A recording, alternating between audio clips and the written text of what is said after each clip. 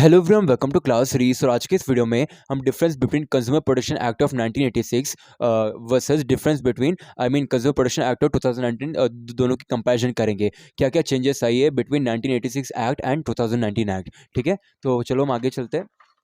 तो अपन यहाँ पे हमारे जैसे कि आप देख सकते हैं यहाँ पे हमारे 3 कॉलम्स हैं। ठीक है, तो फर्स्ट कॉलम बेसिकली आपका सिग्निफाई करेगा ऑन द बेसिस ऑफ, और सेकंड कॉलम होगा अपना 1986 एक्ट कोपरा का, और अपना नेक्स्ट थर्ड कॉलम होगा कोपरा एक्ट ऑफ 2019 का। अपन फर्स्ट बेसिस पे देखते हैं कमीशन और प्रिक्यूनरी जुरिसडिक्शन। मतलब यहाँ पे जो अपने 3 फोरम है, district forum, state commission, national commission. तो यहाँ पे 1986 के अंदर कितना था, तो अगर गुड्स की वैल्यू 0 to 20 लाख होगी तो डिस्ट्रिक्ट फोरम में आएगा, 20 लाख से 1 करोड़ होगी तो स्टेट कमीशन में आएगा, अगर अबव 1 करोड़ होगी तो नेशनल कमीशन में आएगा। ये कब था? 1986 ये एक्ट के अंदर था। अभी यहाँ पे 2019 एक्ट के अंदर क्या चेंज हुआ है? डिस्ट्रिक्ट फोरम के अंदर 0 to 1 करोड़ है, स्टेट कमीशन के अंदर 1 to 10 करोड़ है, नेशनल कमीशन के अंदर अबव 10 करोड़ है। ठीक है, अभी हमारी सेकंड बेसिस ऑफ डिफरेंस आती है criteria.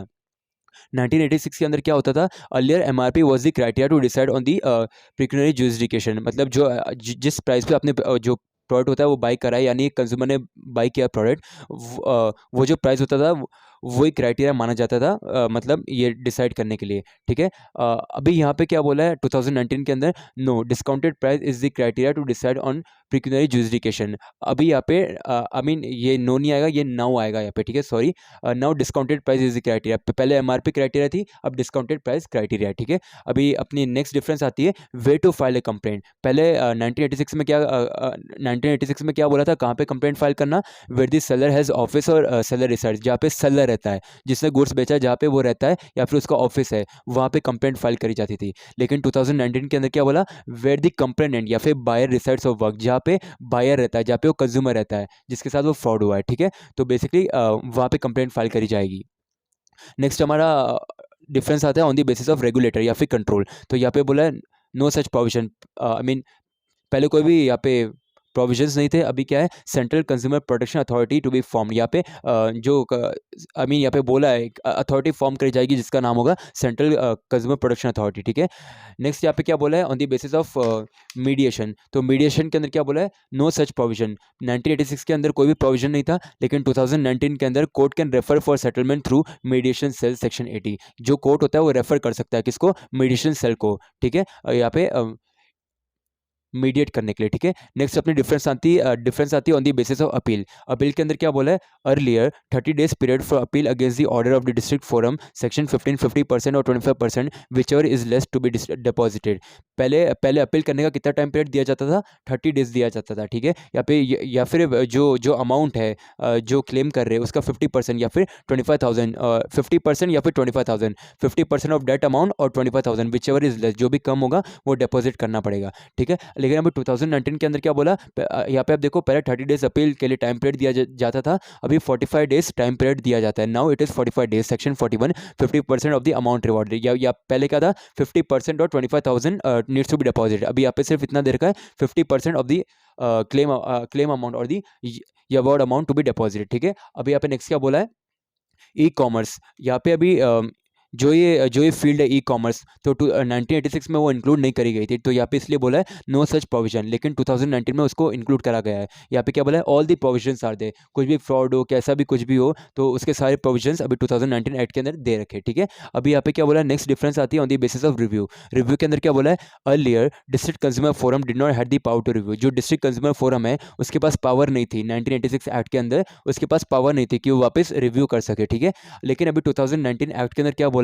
Now district consumer forum has the power to review, have the power to review. Now जो डिस्ट्रिक्ट कंज्यूमर फोरम है उसके पास अच्छी खासी पावर है कि मतलब वो रिव्यू कर सके। ठीक है, अभी अपन नेक्स्ट डिफरेंसेस में चलते हैं। यहाँ पे क्या बोलिए? नाइन्थ अपनी डिफरेंस आती है अनफेयर टर्म्स एंड कंडीशन, या फिर आप इसको ऐसे भी कह सकते हैं अनफेयर ट्रेड प्रैक्टिसेस, जो कि मतलब लीगल नहीं, इलीगल है बेसिकली। तो 1986 में क्या बोला था? उसके लिए कोई भी प्रोविजन नहीं था। ठीक है, लेकिन अब 2019 एक्ट के अंदर all the provisions are there. कुछ भी, या तो कस्टमर को चीट कर रहे हो, फर्स्ट कॉपी सेकंड कॉपी कैसे भी प्रोडक्ट्स बेच रहे हो, अगर वो जल्दी खराब हो जाते हैं और कस्टमर एक फ्रॉडलेंट केस में हो जाता है, तो उसके लिए सारे प्रोविजन यहाँ पे दे रखे हैं। अनफेयर ट्रेड प्रैक्टिसेस, ठीक है, मिसलीडिंग या फिर मिस रिप्रेजेंटेशन, कैसे भी आप समझ सकते हैं।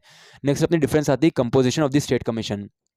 तो 1986 एक्ट के अंदर क्या था, जो स्टेट का आई मीन यहाँ पे जो स्टेट कमीशन है वो क्या क्या चीज़ कंपोज करती थी 1986 एक्ट के अंदर, प्रेसिडेंट एंड 2 अदर मेंबर्स, ठीक है, एक प्रेसिडेंट और 2 मेंबर्स। लेकिन अब यहाँ पे 2019 एक्ट के अंदर क्या बोला है, president and 4 other member, 1 president and उनके साथ 4 अदर मेंबर्स रहेंगे, ठीक है। नेक्स्ट अपना आता है बेसिकली 11th प्रोएट लाइबिलिटी। तो 1986 के अंदर क्या बोला है, नो सच प्रोविजन, कोई भी प्रोविजन नहीं था। लेकिन 2019 एक्ट के अंदर क्या बोला है, consumer has the right to seek compensation for any harm cause. 1986 के अंदर उसके पास मतलब आप केस कर सकता था कंज्यूमर, लेकिन उसके पास इतना प्रोविजंस नहीं था। लेकिन 2019 के अंदर उसके पास सारी की सारी राइट्स है, सारे के सारे प्रोविजंस है कि मतलब वो अपना वो कॉम्पनसेशन सीख कर सके, ठीक है। नेक्स्ट अपनी डिफरेंस आती है on the basis of video conferencing, मतलब बेसिकली आप समझ लीजिए वीडियो कॉल, ठीक है। तो यहाँ पे 1986 एक्ट के अंदर कोई भी मतलब प्रोविजन नहीं थे कि मतलब कंज्यूमर कभी बैठे बैठे अटेंड कर सके, ठीक है। लेकिन यहाँ पे क्या बोला है 2019 एक्ट के अंदर, consumer can seek hearing through video conference, अगर वो वहाँ पे प्रेजेंट नहीं होता है फिजिकली, लेकिन वो वीडियो कॉन्फ्रेंस के जरिए वहाँ पे जो भी मतलब हियरिंग होती है वह सुन सकता है, ठीक है। तो यहाँ पे ये एडवांटेज हो गई है 2019 एक्ट में, ठीक है। देन आता है 13 मेडिकल प्रोफेशन। तो 1986 में उसके लिए कोई भी प्रोविजन नहीं था, लेकिन 2019 में all the provisions are there. अगर कोई वो जो मेडिकल इंडस्ट्री होती है, जो सर्विस इंडस्ट्री होती है, अगर उसमें कोई भी फ्रॉडलेंट केस होता है, चीटिंग्स होती है या फिर मिसलीड करा जाता है बेफालतू में, तो उसके लिए सारे प्रोविजन दे रखे, ठीक है। हमारी लास्ट डिफरेंस आती है कंज्यूमर प्रोटेक्शन एक्ट ऑफ 2019 और 1986 की, meaning and aspect of goods. यहाँ पे 1986 के द्वारा जो act COPRA act I mean जो कोपरा एक्ट है 1986, उसके अंदर गुड्स का मतलब क्या है। 1986 act defines goods means as a defined in the sale of goods act 1930। जो सेल ऑफ गुड्स एक्ट 1930 के अंदर डिफाइन हुआ हुआ जो जो उसका डेफिनेशन है गुड्स का, वही वही चीज़ सेम टू सेम डेफिनेशन यहाँ पे भी अप्लाई होती है, कहाँ पे 1986 एक्ट के अंदर। लेकिन 2019 एक्ट के अंदर क्या बोला है, definition of goods is enhance to include every kind of movable property other than money and actionable claims. यहाँ पे क्या बोला है, गुड्स वो चीज़ है, आई मीन 2019 एक्ट के अंदर क्या बोला है, गुड्स क्या चीज़ है, गुड्स वही चीज़ है जो कि मूव हो सकती है, every kind of movable property, जो भी प्रॉपर्टी है, जो भी या फिर जो भी चीज़ है वो जो मूव कर सकती है, वो उसे हम गुड्स कहते हैं, अदर देन मनी। एक तो सारी चीज़ें जो मूव करेगी वो हो जाएगा गुड्स, लेकिन दो चीज़ें यहाँ पे ये एक्सेप्शंस है, क्या क्या है, मनी और एक्शनेबल क्लेम्स, ये दो चीज़ें नहीं आएगी, ठीक है। तो ये बेसिकली था अपना difference between consumer protection act of 1986 and consumer protection act of 2019।